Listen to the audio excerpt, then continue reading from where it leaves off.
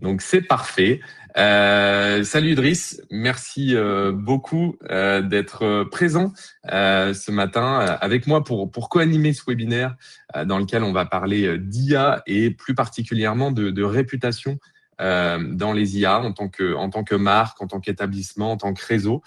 Comment monitorer finalement, comment identifier sa capacité à être cité, à être recommandé, et surtout comment pouvoir agir pour améliorer sa présence dans ces moteurs nouvelle génération en quelque sorte. Et donc je suis ravi de t'avoir parce que tu es un spécialiste dans le domaine. Je vais peut-être te laisser te présenter puis nous présenter un petit peu Meteoria avant de rentrer dans le vif de notre sujet. Merci beaucoup Thibaut pour l'invitation. Du coup, moi je m'appelle Idriss, je suis CEO et cofondateur de Meteoria. Donc, Meteoria, c'est un outil de GEO. Par GEO, on entend Generative Engine Optimization. Donc l'objectif, en fait, c'est d'analyser la visibilité des marques dans les réponses des IA génératives et de les aider à améliorer cette visibilité. On travaille avec la moitié de nos clients, ça va être des agences de marketing digital. L'autre moitié, c'est directement des marques dans tout secteur d'activité confondu. On monitore à peu près 3 millions de prompts tous les mois. Et qu'est-ce que je peux dire d'autre? On a aussi, et c'est l'objectif un peu du webinaire, on a pas mal de clients qui nous utilisent pour monitorer la visibilité de leurs points de vente dans les réponses des IA génératives. Donc, le cas d'usage du géolocal, c'est un cas qu'on traite beaucoup. Super, merci beaucoup pour cette présentation. Et donc pour vous dire quelques mots sur Cusplace, alors moi je suis Thibaut Druet, je suis le Head of Sales de chez Cusplace et on est une plateforme de pilotage de la réputation et de pilotage du marketing local. On intervient principalement sur les sujets d'avis, mais pas que. On accompagne des grandes marques dans des secteurs d'activité assez divers et variés à obtenir leurs propres avis authentiques, mais aussi à être plus visible sur le web et aussi à être repris. C'est tout l'enjeu de notre webinaire de ce matin, de pouvoir être repris et cité dans les moteurs d'IA via notamment la collecte d'avis, mais pas que, via notamment la diffusion aussi des informations sur des sources qui ont de l'intérêt pour être bien visible en ligne. Donc, on va essayer, comment dirais-je, de jumeler les compétences de Cusplace et de Meteoria ce matin pour vous parler de ces enjeux qui sont, je pense, de plus en plus importants dans le paysage de la visibilité en ligne. Donc, au programme, on va vous parler justement de ce nouveau paysage de la recherche locale qui a largement évolué ou qui est en train d'évoluer depuis notamment l'émergence de ChatGPT il y a maintenant presque 4 ans. Idriss, tu commences à en parler. On va détailler finalement ce qui se cache derrière le terme GEO et notamment géolocal, cet acronyme que vous voyez, je pense, de plus en plus passer, notamment sur LinkedIn. On va s'intéresser au fonctionnement et à l'anatomie d'une requête dans les IA. On va voir très concrètement, Idriss, tu vas nous expliquer comment tout cela fonctionne entre le moment où vous indiquez votre prompt, donc vous émettez un input, et quelques secondes ou une fraction de seconde après, vous avez un résultat. Qu'est-ce qui se passe finalement entre les deux? On va essayer de comprendre ça en détail. Et puis, nous verrons que la réputation a un impact important. C'est pas le seul paramètre, mais en tout cas l'un des principaux concernant votre visibilité en tant que marque, en tant qu'établissement sur les IA. Puis Idriss nous expliquera comment monitorer, comment mesurer et suivre tout ça. Et enfin, on finira par du concret sur les différents tips et conseils qu'on peut vous donner afin de vous améliorer et améliorer votre capacité, encore une fois, à être cité. Alors, je disais, le paysage évolue depuis maintenant 3-4 ans avec l'émergence de ChatGPT. Alors, l'IA, c'est l'intelligence artificielle, c'est pas un concept qui est nouveau, Idriss. Je crois que c'est post-Seconde Guerre mondiale, c'est dans les années 50 où ça a été introduit. Mais évidemment, ça a été largement démocratisé avec ChatGPT et notamment l'IA générative. Ce qui a entraîné finalement un changement d'usage ou une évolution dans les usages sur la manière dont on mène nos recherches en ligne, puisqu'aujourd'hui, c'est déjà 1/3 des Européens qui utilisent l'IA pour s'informer, c'est 1,4 milliard d'utilisateurs actifs par mois sur ChatGPT seulement. On parle de 900 millions d'utilisateurs actifs par semaine, donc c'est déjà colossal. Ça ne veut pas dire que ça remplace Google, loin de là. Ils viennent de publier leurs résultats du premier trimestre 2026 qui n'ont jamais été aussi bons. Donc, le fait de dire, on a vu quand ChatGPT est arrivé que certains annonçaient déjà la mort de Google, on n'y est pas, loin de là. Mais pour autant, il y a un usage qui évolue. Finalement, on commence peut-être nos requêtes sur ChatGPT pour découvrir un produit, un service, et puis finalement, on vient compléter cette requête avec Google. Je crois qu'il y a un usage qui est un peu multiple. Je ne sais pas ce que tu en penses, Idriss, si c'est quelque chose que vous constatez vous aussi. Si, clairement, les chatbots IA comme ChatGPT, par exemple, sont très bons aujourd'hui pour tout ce qui est informationnel, recherche d'informations. Mais en fait, quand on va partir dans la partie un peu plus transactionnelle ou commerciale, si on cherche à acheter un produit, par exemple, on va avoir beaucoup moins de choix via une réponse d'une IA que via les SERP Google ou la partie Google Shopping. Et c'est vrai qu'il y a encore ce cap-là à passer côté chatbot. Donc, c'est sûr que sur certaines requêtes, les gens vont continuer encore pendant un peu de temps à utiliser des moteurs de recherche traditionnels. Mais après, ce qui est intéressant de voir, c'est qu'il y a une fusion un peu entre les deux, dans le sens où ChatGPT, de base, c'était uniquement un chatbot IA, mais qui n'était pas connecté à Internet. Donc, en fait, au tout début, quand c'est sorti, si on lui posait des questions liées à de l'actualité récente ou liées à la volonté d'acheter des produits ou des services, les réponses n'étaient pas bonnes parce qu'il répondait uniquement avec sa base d'entraînement. Donc, ce qu'ils ont fait ensuite, c'est qu'ils ont développé la partie search. Ils vont, dans les grandes lignes, et on pourra expliquer un peu plus dans le détail tout à l'heure, scraper Google pour récupérer des informations. Comme ça, ils se servent en fait de l'index Google, qui est le meilleur index du monde, pour répondre de manière fiable à leurs clients. Donc, en fait, ils fusionnent Google avec leur LLM. Et Google est en train de faire l'inverse. Google, c'est un index qui est très, très performant. Et eux sont en train de rajouter des surcouches d'IA sur cet index-là pour faire en sorte que maintenant, ça soit plus conversationnel qu'uniquement de la recherche.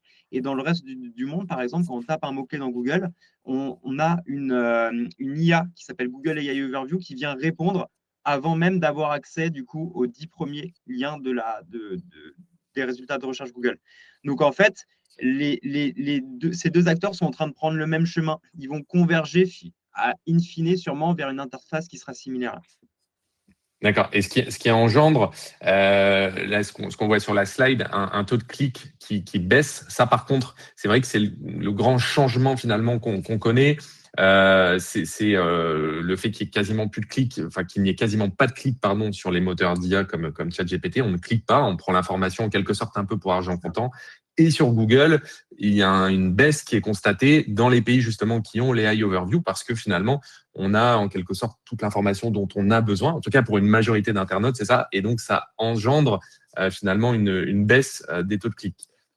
C'est ça. La problématique, c'est surtout pour tout ce qui est mots-clés informationnels où l'utilisateur n'aura pas besoin de visiter le site web de la marque parce qu'une fois qu'il a eu la réponse à ses questions, par exemple, s'il cherche comment réparer son évier, si l'IA de Google a répondu et lui a donné toutes les informations qu'il faut, elle a peut-être extrait ces informations d'un blog, du blog d'un plombier qui expliquait comment le faire, sauf que personne ne va cliquer sur le lien de la source qui a permis de générer ces informations parce que l'internaute a eu en fait l'information qu'il recherchait. Et c'est ça, en fait, la grande problématique sur ce genre de recherche. Mais alors, du coup, élément important sur lequel il faut quand même pas négliger, parce que spontanément, on pourrait faire un raccourci et se dire, bah, finalement, mon site web, et on va le voir après, hein, on va parler des store locators notamment pour les réseaux, mais des sites web de manière générale, on pourrait se dire, bah, finalement, mon site web, je dois plus trop capitaliser dessus puisque il y a moins de taux de clics, mes futurs clients, mes clients iront beaucoup moins. Alors que finalement, non, je pense que c'est un mauvais raccourci. Je sais pas ce que tu en penses, mais ce sera juste un usage différent, mais ce sera toujours une source qui va être regardée. Et à l'ère aussi de ce qu'on appelle le commerce agentique, où potentiellement d'ici quelques temps, je pense dans un futur assez proche, ça va être des agents IA qui pourront aller passer des commandes, des actes d'achat, et bien sûr les IA aussi qui vont crawler aujourd'hui l'information. C'est ça. Potentiellement, dans un certain temps, les sites web seront plus que des bases de données qui seront accessibles par ces agents. Aujourd'hui, on a des agents de recherche qui sont ceux de ChatGPT, par exemple. Mais demain, on aura des agents qui feront des actions carrément, qui achèteront en ligne pour les utilisateurs. Et donc, l'intérêt en fait des marques, ça sera de mettre à disposition du coup toute cette base de données aux agents pour qu'ils puissent effectuer la tâche qu'on leur a demandé. Ça nous amène du coup, sans transition, à définir peut-être ce terme géo, cet acronyme qui fait finalement écho avec le SEO que vous connaissez, hein, Search Engine Optimization. Tu le disais, Idriss, géo, Generative Engine Optimization. Donc, toutes les optimisations que vous allez faire finalement pour être le plus cité possible. Je dirais même le mieux cité possible, parce qu'il suffit pas d'être cité. Si c'est une requête qui est orientée de manière un peu négative, l'idée n'est pas de ressortir, c'est plutôt de ressortir sur quelque chose de positif. Donc il faut être bien cité, bien recommandé. Et pour ça, il y a des techniques, bien sûr, avec des passerelles du SEO vers le géo. On parle d'un socle commun, mais avec bien évidemment des nuances entre les deux. Est-ce que tu peux nous en dire plus justement sur cet acronyme et les grandes lignes pour le définir? Alors, déjà, ce qu'il faut comprendre, en fait, c'est que les LLM, ChatGPT, Perplexity, Claude et compagnie, n'ont pas leur propre index. Donc, à chaque fois que quelqu'un va leur poser une question qui va être liée soit à de l'actualité récente, soit une question liée à une intention d'achat, le LLM, en fait, va avoir un espèce d'algorithme qui va lui permettre de détecter si sur cette question, il peut répondre grâce à sa base de connaissances ou s'il a besoin de faire une recherche sur Internet. Perplexity, lui, fait tout le temps des recherches sur Internet, mais ChatGPT a un peu optimisé ça. Si on lui demande, par exemple, où est située la Tour Eiffel, il n'a pas besoin de faire une recherche sur Internet. Dans sa base de connaissances, c'est universellement connu, il saura que ça apparaît. Par contre, si on lui demande, bah voilà, je cherche une banque proche de chez moi, là, il va devoir faire une recherche sur Internet parce qu'il n'a pas la réponse dans sa base de connaissances. Et en fait, quand un LLM doit rechercher sur Internet, ce qui se passe, c'est qu'il va scraper Google. Donc, en fait, il va rechercher dans Google. Donc, effectivement, le SEO, c'est le socle, c'est un socle au GEO. Le GEO, en fait, c'est une surcouche algorithmique au SEO.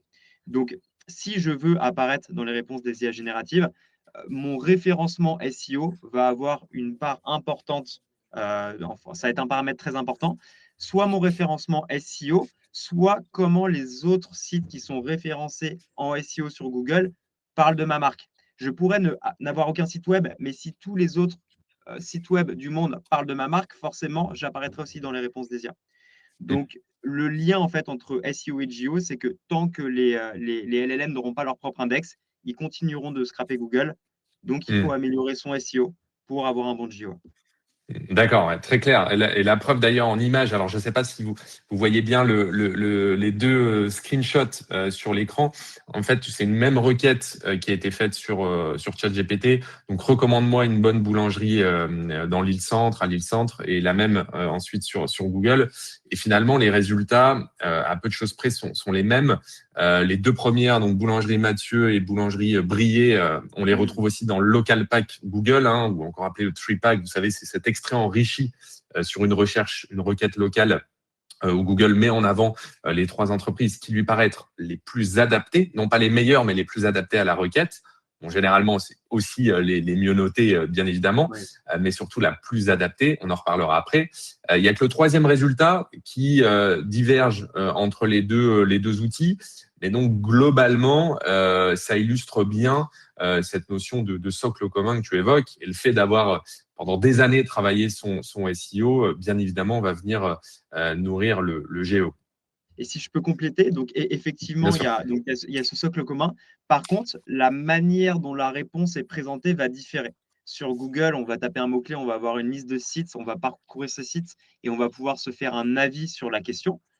Les LLM, c'est différent. Ils vont en fait parcourir ces informations, donc ces sources d'informations, donc ces sites web à notre place, et vont se faire leur propre avis. Et ce propre avis, ils vont en fait l'expliciter dans la réponse. Et c'est là que les avis, ça devient intéressant parce que, en fait, je ne sais pas à quel point les gens lisent vraiment les avis. En tout cas, les LLM vont potentiellement les lire. Et s'ils les lisent, ces avis-là vont influencer la réponse. Donc, en fait, toutes les données que les gens ne lisaient pas forcément, et ben, cette fois-ci, elles vont pouvoir être utilisées par les LLM et vont avoir un impact positif ou négatif sur la réponse. Ouais, tout à fait. Alors, tu me fais un peu de teasing pour une slide qui arrive un peu plus tard sur la partie avis, justement, où j'expliquerai en détail. Mais tu as raison, globalement, comment dirais-je, les futurs clients, les internautes, quand vous regardez un restaurant qui a 3000 avis, bien évidemment, vous n'allez pas aller lire les 3000 avis, chose que fait l'IA en instantané. Et la réelle plus-value, elle est de réussir, en tant qu'IA, à ressortir des signaux de confiance et à avoir une analyse de cette richesse verbatim qui prime finalement sur la note et le volume. Mais j'y reviendrai un petit peu plus tard dans la présentation. Comment, maintenant qu'on a compris un peu on va dire le concept de Géo, comme je le disais en préambule, lorsque on va sur ChatGPT, et qu'on demande la recommandation d'une boulangerie, là d'une pizzeria pour l'exemple qui apparaît à l'écran, entre l'input, donc le prompt, l'information que je vais moi taper, la demande que je vais faire et la réponse que je vais recevoir, il y a des étapes ensuite qui vont se passer entre les deux que moi je ne vois pas en tant qu'internaute, mais qui sont intéressantes, je pense, de comprendre en tant que marque, en tant que réseau, en tant qu'entreprise, pour presque connaître les règles du jeu, si j'ose dire, et savoir ensuite bien y jouer en ayant compris le fonctionnement. Est-ce que tu peux nous détailler, Idriss, Ouais. vraiment ce qui se passe, ce découpage finalement de multi-requêtes voilà, dans les IA? Juste pour corriger un peu, en fait, ces étapes-là, tu peux les voir si tu es attentif. Donc, je vais les expliquer et je vais t'expliquer aussi où les trouver dans ChatGPT. ChatGPT, ça serait la même chose pour Perplexity ou pour les autres LLM. Mais en fait, donc, tout part d'un prompt que tu vas rentrer donc, dans le LLM. Donc, prenons par exemple le cas de ChatGPT. Je vais lui demander je cherche une boulangerie près de chez moi. Donc, ce qu'il va faire, en fait, c'est qu'il va décomposer ce prompt en ce qu'on appelle des query fan-out. Les query fan-out, c'est des mots-clés qui va ensuite taper dans Google pour récupérer des informations. Donc, par exemple, si je lui dis je cherche une boulangerie près de chez moi, la query fan-out, potentiellement, ça va être meilleure boulangerie Paris, parce que j'habite à Paris. Donc, il va taper ça dans Google. Ensuite, il va récupérer des informations qui sont du coup référencées dans Google. Donc, alors, il y a plusieurs cas possibles, mais si on n'est pas sur du local, en fait, ce qui va se passer, c'est qu'il va surtout scraper la SERP Google. Donc, il va récupérer le top 20, le top 30, voire le top 40 de ces résultats de recherche. Ce qu'il va faire ensuite, c'est que à partir de, par exemple, ces 40 résultats de recherche, il va avoir un algorithme qui va lui permettre d'affiner tout ça, d'en garder plus entre une dizaine ou une vingtaine. Et ensuite, ces pages-là, il va les visiter. Donc, il va visiter chacune de ces pages, il va les lire, un peu comme si un humain en fait avait fait une recherche sur Google et faisait un benchmark. Donc, il va lire chacune des sources. Et en fonction du contenu de ces sources, il va générer la réponse. Comment il fait pour choisir les sources qu'il doit utiliser? En fait, il a un algorithme qui lui permet de maximiser son efficience dans le sens où, imaginons par exemple, je demande à ChatGPT, j'ai envie d'acheter une raquette de tennis, conseille-moi la meilleure. Il va récupérer, imaginons, une vingtaine de sources. Donc, dans ces 20 sources, il va y avoir des pages comparateurs, il va y avoir des pages produits, il va y avoir des pages catégories. En fait, il va savoir que s'il visite une page comparateur, en lisant un comparateur de raquettes de tennis, il aura plus de chances de pouvoir uniquement avec ce contenu générer la réponse que s'il visite une page produit, parce que dans une page produit, il verra qu'un seul produit. Donc, il va avoir tendance à favoriser en fait une certaine typologie de contenu qui lui permet, en visitant qu'une seule source, de générer une réponse. Et ça, c'est important pour lui parce qu'en fait, plus il visite de pages, plus ça lui coûte cher. Parce que ces pages, il est obligé de les rentrer en input dans son modèle, d'analyser tout ça. Et donc ça coûte côté OpenAI, côté Claude, côté Perplexity. Donc, ils ont cet algorithme-là. Et donc, en fait, l'idée, c'est de se dire que si on veut que sa marque apparaisse dans la réponse du LLM, il va falloir qu'elle apparaisse au maximum dans les sources de données qui sont utilisées par le LLM pour générer sa réponse. Et pour ça, il y a deux grandes manières de faire. Soit on va faire du SEO pour positionner en fait ses contenus sur les query fan-out, donc sur les mots-clés que les IA vont taper dans Google. Soit on va essayer d'apparaître dans les autres sources de données qui sont les plus utilisées. Et ça s'appelle faire de l'infiltration. C'est un peu comme faire du netlinking en SEO, sauf qu'au lieu d'acheter uniquement un lien, on va aussi essayer de contextualiser ce lien, d'acheter en fait un paragraphe qui parle de notre marque avec un lien, comme ça aussi ça aide notre SEO. Très clair, très clair. Alors justement, tu parles des sources, on va y revenir juste après. Mais est-ce que aujourd'hui, on parle de ChatGPT principalement, Gemini de chez Google, Perplexity qui est à mi-chemin entre un moteur de recherche traditionnel et une IA, hein, puisque tu le disais, c'est un des seuls qui va aller qui va aller en temps réel finalement sur le web, contrairement aux autres. Ils ont tous finalement un peu leur nuance. Claude, dont on parle beaucoup aussi en ce moment, notamment sur la partie code, donc Claude qui se positionne, on va dire, sur certaines niches ou en tout cas avec certaines spécificités plutôt à tendance professionnelle, on va dire, que personnelle. Dans les grandes lignes, même si on imagine qu'il y a un fonctionnement qui est assez similaire, mais est-ce que tu peux nous dire quelles sont les Ouais. principales nuances avant qu'on parle des sources, éléments hyper importants? Alors, effectivement, ils n'ont pas tous la même manière de faire. Perplexity, par exemple, à chaque fois qu'on va lui poser une question, même si je lui pose une question très généraliste, il va faire une recherche sur Internet. Il a été développé pour faire ça. Donc, si je lui demande où est la Tour Eiffel ou combien font 1 plus 1, il va rechercher la réponse sur Internet. Donc, ça, c'est propre à lui. ChatGPT et Claude, ils sont assez similaires. En fait, ils ont une base d'entraînement. Donc, la base d'entraînement, c'est ce qu'il faut comprendre, c'est qu'en fait, les entreprises qui produisent ces LLM, elles scrapent constamment le web entier. Elles agrègent énormément de sources de données, donc soit du web, mais aussi pas du web. Par exemple, elles vont récupérer tous les livres que les gens ont écrits, elles vont les numériser, et grâce à toutes ces données-là, elles vont pouvoir entraîner le modèle. Donc le modèle, effectivement, il a une connaissance du monde, mais il a une connaissance du monde à, antérieure en fait, à la date à laquelle on l'a entraîné. Donc si on l'a entraîné il y a 6 mois, il n'a pas une connaissance du coup des 6 derniers mois. Et aussi sur des aspects très précis, s'il n'a pas été entraîné, si par exemple sa base d'entraînement sur, je ne sais pas, ce qui est lié à l'achat, par exemple, je sais pas moi, d'assurance pour habitation, et ben elle n'était pas très profonde, en fait, il ne va pas pouvoir répondre de manière très pertinente. Donc, c'est pour ça que ces modèles-là, donc ChatGPT et Claude, ils ont, comme je disais tout à l'heure, un algorithme qui leur permet de décréter quand un internaute pose une question, est-ce que ça doit lancer la recherche sur le web ou pas. Et si ça lance la recherche sur le web, c'est le même fonctionnement de Perplexity. Et c'est là que ça devient intéressant parce que quand le LLM déclenche la recherche sur le web, on peut influencer sa réponse. Si ça ne déclenche pas la recherche sur le web, c'est très compliqué d'influencer la réponse parce qu'il faudrait influencer sur toute la base d'entraînement. Et ça, c'est quasiment impossible de le faire. Donc, ça, c'est leur particularité à eux deux. Mais bonne nouvelle, en fait, sur les prompts qui vont vous intéresser, vous, quand vous êtes une marque et que vous voulez monitorer des prompts, souvent, ça va être des prompts liés à de l'intention d'achat par rapport à vos produits ou vos services. Ces prompts-là, ils déclenchent presque dans la quasi-totalité du temps, du coup, une recherche sur Internet. Donc, on peut influencer les réponses d'LLM. Et le dernier cas, donc, c'est Gemini. Alors, Gemini, c'est un peu particulier. Lui, il est lié à tout l'index Google. Donc, en fait, quand on lui pose une question, c'est un peu comme Perplexity. Il répond avec les informations de Google, sauf qu'il n'y a pas besoin de scraper Google parce que c'est déjà Google. En fait, ils ont déjà accès à ça. Et je pense que la manière dont il récupère les informations, c'est différent d'un Perplexity ou d'un ChatGPT qui a scrapé Google. Ils l'ont construit de manière différente. Je ne suis pas expert en la matière, mais je sais que il répond beaucoup plus vite et je pense qu'ils ont une surcouche algorithmique qui est un peu différente. Mais dans l'idée, il va se baser sur les réponses, enfin l'index Google pour générer les réponses. Et du Ok, coup, très juste clair. petit positif à ce que tu mettais ici, ChatGPT, tu as mis backend Bing. Alors ça, c'était vrai au début. Ils ont un partenariat avec Microsoft. Au début, ils scrapaient beaucoup Bing pour générer les réponses. Mais depuis quelques mois, maintenant, on voit que c'est surtout Google sur lequel ils vont aller chercher. Parce que l'index de Google est meilleur que celui de Bing.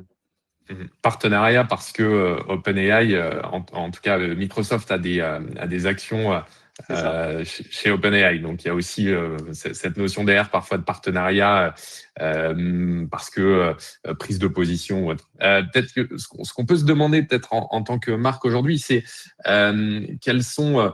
Est-ce que je dois maximiser ma stratégie pour être présent partout, ou est-ce que il y a comment dirais-je, des LLM qui ont plus de poids que d'autres? Alors évidemment, tout le monde le sait, ChatGPT est le plus utilisé aujourd'hui. Toi, si tu devais donner un top 3 ou top 4 vraiment des LLM sur lesquels il faut être présent aujourd'hui, est-ce que c'est ceux qu'on voit à l'écran ou est-ce que tu penses à d'autres spontanément? Déjà, je vais commencer par accentuer un peu le pourquoi c'est important de choisir sur quel LLM on veut être présent, on a fait beaucoup de tests sur Meteoria et en fait, on s'est rendu compte que quand tu envoies le même prompt à ChatGPT et à Perplexity, tu n'as que 6% des sources qui sont communes pour générer la réponse. Donc, ça veut dire en fait que si tu veux améliorer ta visibilité sur les deux, potentiellement ton budget média il va être double. Donc, à partir de ce constat-là, c'est important effectivement de prioriser les LLM sur lesquels on va vouloir faire cette optimisation. Et nous, ce que nos clients monitorent le plus, c'est ChatGPT parce que c'est le LLM le plus utilisé dans le monde par le grand public. Gemini parce que c'est le deuxième du coup. Et quand nos clients sont en dehors de la France, enfin en tout cas quand ils vendent aussi en dehors de la France, ils monitorent Google AI Overview parce que là, pour le coup, l'usage est massif. Ça se déclenche sur 15 à 20% de toutes les recherches Google, l'overview. Après, tu as Claude et Perplexity qui sont intéressants à monitorer. Claude, il y a quelque chose à savoir. Bon, c'est un peu technique, mais en fait, quand on fait du monitoring de la visibilité des marques dans les IA génératives, pour récupérer la donnée de ChatGPT, il y a deux manières de faire. Soit on fait du scrapping d'interface utilisateur. Donc, en fait, on va ouvrir un ChatGPT en navigation privée, on envoie le prompt, on récupère les réponses, les sources, les queries fan out et compagnie. C'est ce qu'on fait nous. L'autre possibilité, c'est de faire du scrapping, de passer par les API. Les API, du coup, c'est des D'accord. points d'accès pour les développeurs que ces modèles-là ont mis à disposition. Le problème quand on passe par les API, c'est qu'en fait, on n'a pas du tout les mêmes réponses que quand on passe par l'interface utilisateur. Donc, D'accord. pour nos clients, forcément, c'est mieux d'avoir une data qui est plus fiable. Et en fait, je dis tout ça parce que Claude, ils ont pas de, il n'est pas possible, c'est pas possible de le scraper parce qu'on ne peut pas y avoir accès sans avoir de compte. Donc, ça rend le scrapping très difficile. Donc, quand on le monitor, c'est forcément via de l'API. Et il faut garder en tête que via l'API, du coup, les réponses ne seront pas les mêmes. Ok, hyper intéressant. Donc, ChatGPT en premier, Gemini en deuxième et l'AI Overview. Finalement, les deux deuxièmes, enfin, les deux suivants de ChatGPT, c'est l'écosystème Google, on va dire, qui Exactement. reste donc largement dans la course, dans cette course à l'IA. On parle en fil rouge finalement depuis là 30 minutes des sources. Sans être vraiment rentré dans le détail. Et je pense que c'est l'un des éléments majeurs. Vous devez le voir, vous, en monitorant chaque jour j'imagine des milliers, pour ne pas dire dizaines ou centaines de milliers de requêtes. Les sources sont l'élément principal. Tu l'évoquais, les IA sont entraînées par définition sur de la data et elles vont aussi en chercher en temps réel. Nous, ce qu'on constate, on fait pas mal je vais parler de la partie avis, donc sur la droite de l'écran, puis je te laisserai après nous parler des sources de connaissances. Nous, ce qu'on constate, parce qu'on fait aussi beaucoup de requêtes pour nos clients, c'est qu'il y a pas mal de sources d'avis qui vont être privilégiées. Évidemment, les fiches Google, mais aussi les pages jaunes au niveau local. C'est une source qui peut ressortir. Dans les AI Overview, qu'on teste beaucoup avec des VPN qui nous permettent de faire des requêtes à l'étranger, puisque tu le disais, c'est pas encore disponible en France. Et d'ailleurs, l'un des derniers pays pour lequel ce sera déployé, on peut imaginer pour des raisons juridiques ou liées à l'UE, au DMA. On va pas trop rentrer dans ce détail-là, mais toujours est-il que c'est pas encore déployé en France. On a l'occasion, nous, de faire des tests. On voit aussi, pardon, que des plateformes comme Indeed, d'avis de salariés, ça peut aussi être des sources. Et puis après, des verticales métiers ou des plateformes sectorielles type TripAdvisor, si vous cherchez un restaurant, ça peut être aussi Booking si vous cherchez un camping, et aussi des plateformes d'avis spécialisées comme Trustpilot ou Custplace. Nous, c'est notre métier. On en reparlera après, mais on voit aussi régulièrement que nos clients peuvent être cités en étant présents, bien sûr, sur ces différentes sources. Et puis après, il y a ce qu'on va appeler les sources de connaissances qui ont, je trouve, et tu vas me dire si tu as le même avis, mais elles ont un dénominateur commun, ces sources, c'est que c'est souvent du contenu qui est généré par les utilisateurs. C'est que des plateformes du GC finalement, et l'IA apprécie grandement ce type de source qui lui paraît peut-être plus fiable, ou en tout cas plus sincère finalement qu'un contenu qui va être généré par la marque pour elle-même, ce qui ne veut pas dire que c'est pas fiable et que c'est pas regardé, mais peut-être que l'IA accorde un peu plus de confiance à ce qui est dit par les clients et les internautes. Est-ce que tu confirmes? C'est ça. Je pense aussi, effectivement, Reddit, tout prompt confondu en France, sur tout ce que nos clients monitorent, c'est la top 1 source de données utilisée par ChatGPT. Et effectivement, en fait, l'information, elle est plus contrôlée sur Reddit que sur un blog parce qu'il y a des modérateurs qui vont contrôler ça, qui vont supprimer les commentaires, les faux commentaires potentiellement, les fausses threads qui auraient été créées pour faire de l'autopromotion. Donc, ça ne veut pas dire qu'on ne peut pas le faire, mais en tout cas, c'est plus compliqué à faire. Donc, ça veut dire qu'en moyenne, en fait, la qualité de l'information qu'on va trouver sur ces plateformes-là sera meilleure que celle sur des blogs, par exemple. D'accord. Et après, bon, on va en parler maintenant, mais en fait, les sources les plus utilisées par les LLM, ça va fortement dépendre. Alors, ça va dépendre du LLM, mais même au sein uniquement de ChatGPT, ça va dépendre de la thématique des prompts qui sont monitorés. Si je monitore des prompts liés au local, effectivement, je vais avoir des annuaires. On voit souvent les pages jaunes, 118 000, ce genre d'annuaires qui vont remonter. Si je monitore des prompts liés à de l'e-commerce, et ben non, là, ce sera plutôt du Amazon, du Cdiscount qui vont être utilisés en tant que source de données. Donc là, l'idée, c'est que ça dépend vraiment de la typologie des prompts qui sont monitorés. Et donc là, on a fait un focus sur quelles sont les sources les plus utilisées quand les requêtes sont liées à du géolocal. Donc, une requête, en fait, liée à du géolocal, c'est un prompt qui va être localisé. Par exemple, ici, quelle est la meilleure assurance habitation à Marseille? Un prompt qui est géolocalisé. Ça, c'est intéressant parce que on se rend compte que ChatGPT est très fort pour décréter si le prompt doit être géolocalisé ou pas. Si par exemple, je suis localisé à Paris et je lui demande, je cherche une banque, et bah, lui, dans la query fanout, il va taper banque à Paris parce qu'il sait qu'en fait, je vais vouloir une banque près de chez moi. Donc, il n'y a même pas besoin de mettre la ville pour que ça soit géolocalisé. Par contre, ce que font nos clients, en fait, c'est que quand on veut monitorer sa visibilité sur tous ses points de vente, on va forcer la ville dans le prompt. Comme ça nous permet de tester une centaine de villes, par exemple, au sein d'un même projet. Et donc, quand on fait cet exercice-là, ce qu'on se rend compte, c'est que ce qui remonte le plus souvent en tant que source, ça va être les pages Store Locator. Donc là, on a mis un exemple. Donc là, on voit qu'il y a un Store Locator qui a été utilisé en tant que source de données pour générer du coup la réponse. La source, on peut la voir à droite et entourée, bah, c'est la marque qui est liée à ce Store Locator. Donc là, c'est le Store Locator de la Matmut qui a été récupéré en tant que source et la Matmut a été mentionnée dans la réponse. Donc ça, c'est un type de source qui revient le plus souvent. Ensuite, on va avoir des recherches locales sur Google.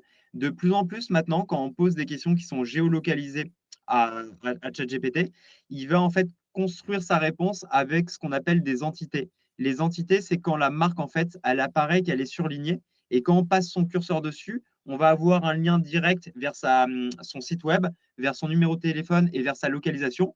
Et quand ChatGPT génère ça, il affiche aussi une petite map. Et en fait, ce qui se passe, c'est que sur ce genre de réponse, il scrape en fait la partie Google localisation. Alors, je ne sais pas si on le voit très bien sur le screenshot, mais en fait, si on tape la query fanout associée à ce prompt dans Google et qu'on va dans le lieu et qu'on récupère les marques, enfin les sites web qui sont affichés ici, donc ça correspond en fait aux pages Google My Business qui sont référencées sur Google Maps sur ce mot-clé-là, on va voir que c'est très similaire en fait à la réponse. Et les liens quand on clique sur le site web dans Google, ça va être le même lien que le site web que ChatGPT affiche pour la marque. Donc, c'est directement du scrapping en fait, de la partie Google Maps / Google Localisation. Et la dernière source de données, ça va être les comparateurs. On voit souvent en fait que ChatGPT va utiliser des pages comparateurs. Donc ici, c'est un exemple avec les Furet, un comparateur d'assurance. Et en fait, on a mis l'exemple là à droite. Quand on regarde dans le comparateur les marques qui sont entourées dans le comparateur et qu'on regarde ensuite les marques de la réponse, on peut voir qu'en fait, la réponse est directement les marques du comparateur. En fait, ce qui est intéressant, je reviens juste sur le côté map que tu évoquais, c'est assez récent, tu m'arrêtes si je me trompe, mais en fait, ils reprennent les codes, comme tu le disais, de la recherche locale Google, mais selon moi, c'est assez récent, ça date d'il y a quelques mois, au début, il n'y C'est avait ça, pas ça, exactement. Ouais, il y et avait que ça avant. j'imagine que ça a été développé parce qu'ils se sont rendus compte que l'usage personnel et l'usage sur des requêtes locales était de plus en plus important, ce qui était peut-être pas le cas au tout début de ChatGPT quand on allait faire des tests les premières semaines. Ouais, ça fera 4 ans bientôt au mois de novembre où on demandait peut-être des choses un petit peu bateau ou voilà, vraiment c'est plutôt une phase de test. Là, on rentre vraiment dans ce qu'on appelle l'intention d'achat ou l'intention d'entrer en interaction avec un commerce. Et c'est là où ça devient vraiment intéressant, je trouve. Et ce signal envoyé par les LLM et ChatGPT, Perplexity fonctionne de la même manière, de reprendre les codes comment dirais-je, les codes de la diffusion ou du paysage local des moteurs de recherche est, selon moi, un indicateur qui montre l'usage qu'ont les internautes sur cette partie locale sur les LLM. C'est ça. Et si on pousse l'étude un peu plus loin, on a vu que nous, il y avait des synergies en fait entre le scrapping. Donc là, je reviens sur la partie recherche locale Google. Donc en fait, ce qui va se passer, c'est que donc ChatGPT va scraper la SERP Google Maps avec la query fanout. Il va récupérer potentiellement une vingtaine d'entreprises qui sont sur cette page-là. Et en fait, il va avoir accès aux avis parce que les avis Google apparaissent ici. Donc potentiellement, là, il va faire un premier filtre en gardant que ceux qui ont des avis, des bons avis. Et parfois, sur certaines réponses, il écrit, bah voilà, celle avec les meilleures notes. Là, c'est ce qu'on peut voir là. Mutuelle Mm. assurance santé bien notée. Et ben en fait, ça veut dire qu'il a trié la page Google par avis et il a pris que ceux qui ont un bon avis.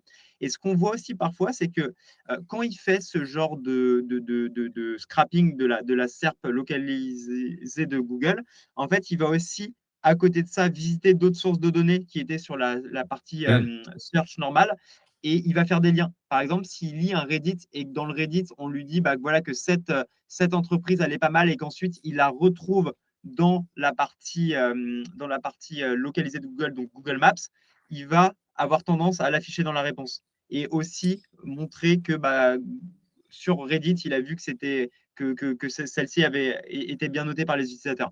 Donc, il fait en fait un peu des mix entre toutes les sources de données auxquelles il a accès.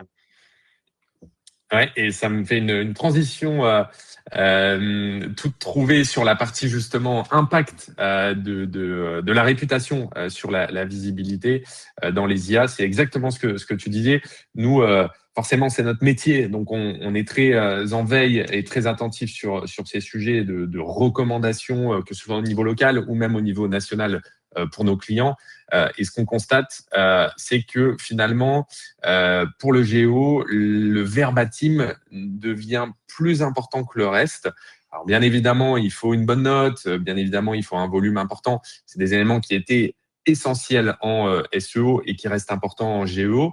Mais ce qu'on évoquait aussi en préambule, le côté richesse du verbatim, l'IA va être capable d'analyser les 2000 avis d'un resto. Hein, je prenais l'exemple en temps réel où finalement les avis récents, même si elle n'a pas accès toujours en temps réel, mais elle a accès en tout cas à une majorité de ces avis, et elle va pouvoir se faire un avis, c'est le cas de le dire, sans mauvais jeu de mots, sur une marque si elle est digne de recommandations par rapport à ce qui va être évoqué par les clients, puisque les avis, je mets de côté la partie faux avis, c'est des choses qui peuvent encore exister sur Google, mais il y a quand même aujourd'hui des sujets de modération et de fiabilité dans les algorithmes. Et donc, globalement, la richesse sémantique est plutôt fiable.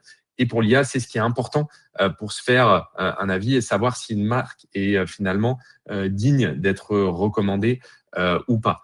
Au-delà de la richesse sémantique, de la note et du volume, il y a aussi ce qu'on constate, la fraîcheur des avis. Voilà, il ne suffit pas d'avoir 2000 avis, mais si ces avis datent de 2019 ou 2020, bien sûr, ils vont être considérés comme étant obsolètes. Donc, il y a aussi une notion de fraîcheur qui est importante et la notion de réponse. Au plus on a d'avis de manière récurrente et au plus on y répond en tant que marque, en tant qu'entreprise, on envoie le signal que c'est une entreprise active, une entreprise qui, a priori, prend soin de ses clients parce qu'elle répond.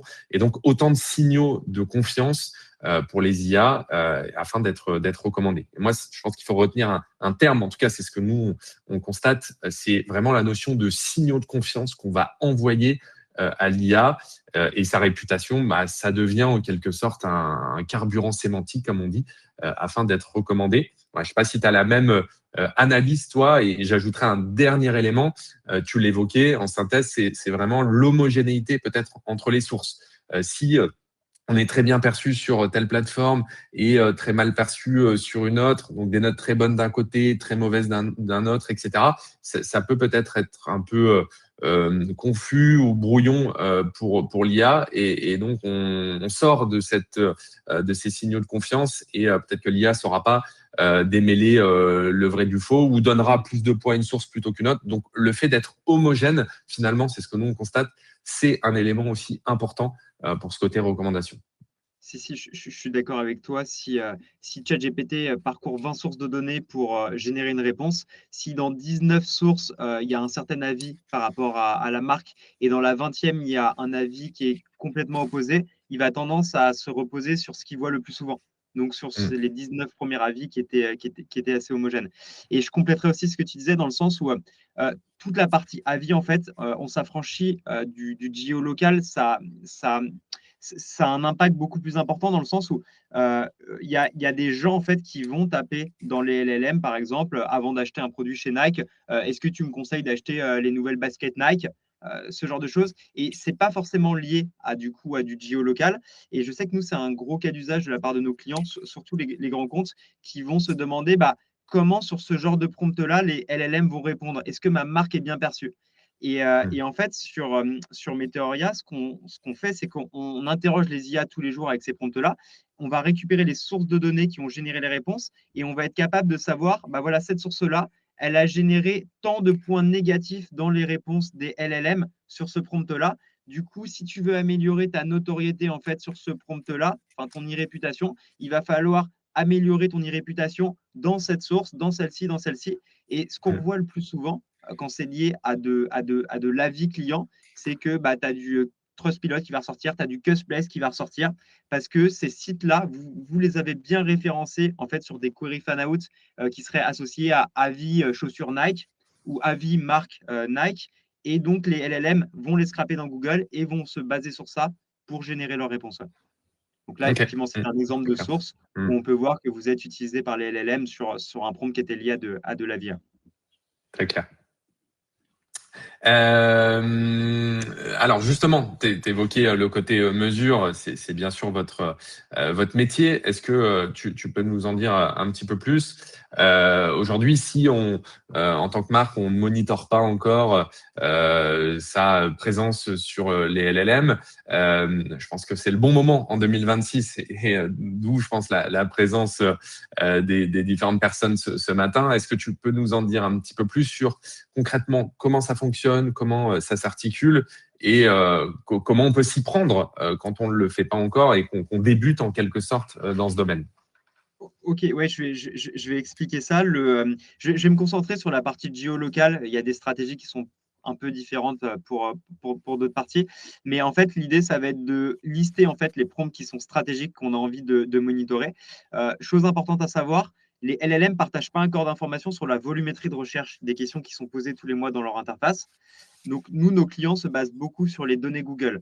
En fait, grâce à Google, on est capable de savoir les intentions de recherche qu'ont les gens, qu'est-ce qu'ils tapent dans Google. Et en fait, l'idée, c'est que si on est une banque, par exemple, et on peut voir que les gens tapent beaucoup banque plus une localisation, banque Lyon, banque Paris, banque Marseille. Donc, s'ils tapent beaucoup ça dans Google, il y a de grandes chances qu'ils tapent aussi ça dans les LLM. Donc, ça va être notre point d'entrée. Et en fait, l'idée, ça va être quand on est une marque qui a des points de vente, d'identifier ces thématiques fortes. Donc, par exemple, si, je ne sais pas, moi, je suis une banque, du coup, ma thématique, ça va être déjà d'être une banque, ça va être que je fais du crédit immobilier, par exemple, ce genre de choses. Et donc, imaginons que j'ai deux thématiques. Ces thématiques, il va falloir les décliner par localisation. Parce que sur ce genre de recherche, la localisation va importer. Donc, le but, ça va être de tester sur toutes les villes dans lesquelles j'ai mes points de vente. Donc, ma première thématique, c'est je suis une banque. Donc, mon prompt, ça peut être, par exemple, quelle est la meilleure banque plus la ville, et on décline ça sur les différentes villes. Et ma deuxième thématique, ça va être je cherche à avoir un crédit immobilier et je suis basé dans telle ville, et on décline ça par ville. Et ensuite peut arriver la notion de persona. Si on pense que le persona va impacter la réponse, par exemple, je cherche à avoir un crédit immobilier et j'ai 25 ans, et du coup, je vais ajouter aussi mon âge dans le prompt. Et l'idée, c'est de faire des tests, de tester par exemple sans aucun persona, avec un persona, et de voir si les réponses varient. Si les réponses varient, ça veut dire que ma réponse dépend du persona, donc c'est important que je monitore des personas. Si ça ne varie pas, je n'ai pas besoin de monitorer des personas. Et en fait, donc l'idée, c'est de réfléchir à tout ce dataset de prompt qu'on va monitorer. Une fois qu'on a identifié ça, donc soit on le fait à la main, soit on peut utiliser un outil comme Metoria. Si on utilise Metoria, en fait, on va rentrer ça dans l'outil. Nous, on interroge tous les jours les LLM avec ces prompts-là. Et ensuite, on va avoir plusieurs KPI qui vont nous intéresser. Le premier, ça va être la visibilité. Je vais pouvoir voir du coup la visibilité de mes points de vente sur chacun des prompts. Je vais avoir des points de vente sur lesquels je suis très visible, des points de vente sur lesquels je suis moins visible. Et ensuite, il va falloir corréler ça en fait à ce qu'on appelle l'évolution du taux de citation. C'est à quel point tous les jours, les IA utilisent des pages de mon site web pour générer les réponses. Si ce n'est pas le cas, ça veut dire que j'ai des problématiques de SEO. Et en fait, il va falloir que je crée des contenus pour me positionner sur les query fan-out. Et plus je vais faire ce travail-là, plus mes pages vont être utilisées en tant que source de données par les IA et plus ma visibilité sur ces prompts-là va augmenter. Et l'autre possibilité pour améliorer tout ça, ça va être de faire de l'infiltration dans les autres sources de données. Donc, l'idée, ça va être d'identifier les prompts sur lesquels on n'est pas très visible, d'aller voir toutes les sources de données qui sont utilisées par les IA sur ce prompt-là. Donc, par exemple, dans le cas du local, ça pourrait être des comparateurs, ça pourrait être, je ne sais pas, ça pourrait être des pages jaunes, ça pourrait être du Cusplace, par exemple, si c'est des prompts qui sont liés à de l'avis sur les marques. Et il va falloir que j'infiltre ces sources-là. Il va falloir que je sois mentionné dans ces sources de manière positive. Et en fait, si je fais ce travail-là de SEO et d'infiltration dans les sources, si j'apparais en fait grâce à ça dans toutes les sources de données utilisées par le LLM pour générer sa réponse, c'est sûr que j'apparaîtrai dans la réponse. D'accord. Et tu peux rapidement nous expliquer l'intérêt de faire ça de manière quotidienne. Je pense qu'il y a un lien avec le fait que parfois entre la même requête, entre deux IP, donc deux connexions, on va dire Internet différentes à deux endroits différents, on peut avoir des résultats qui divergent.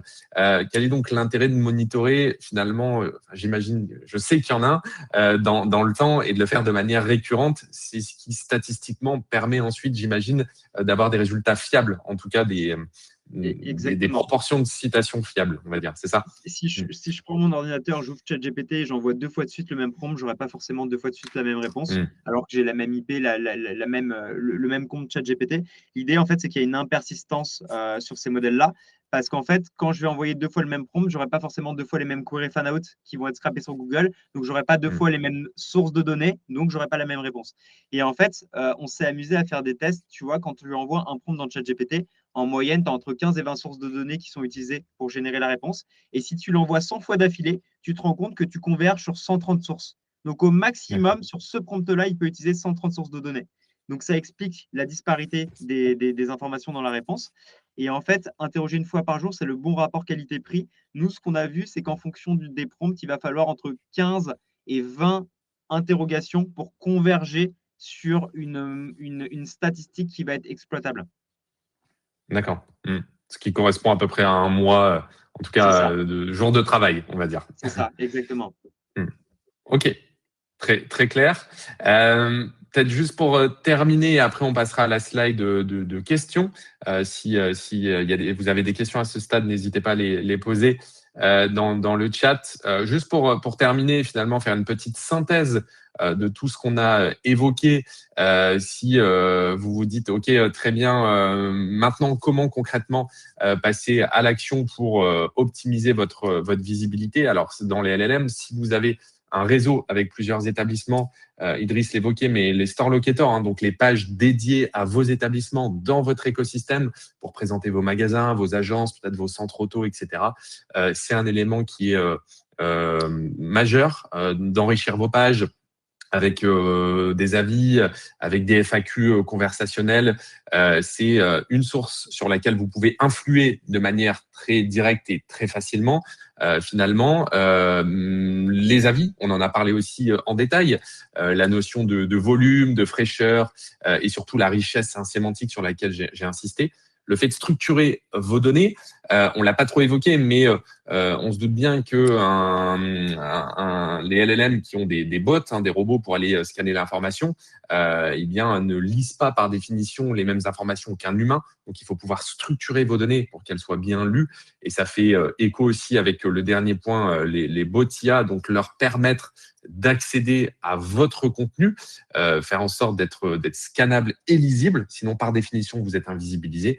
Et bien évidemment, point essentiel qu'on a évoqué, je pense en fil rouge tout au long de cette présentation, les mentions tierces sur des sources qui sont importantes. Évoquer Reddit notamment, on le voit aussi, qui est une source qui est majeure, notamment pour ChatGPT.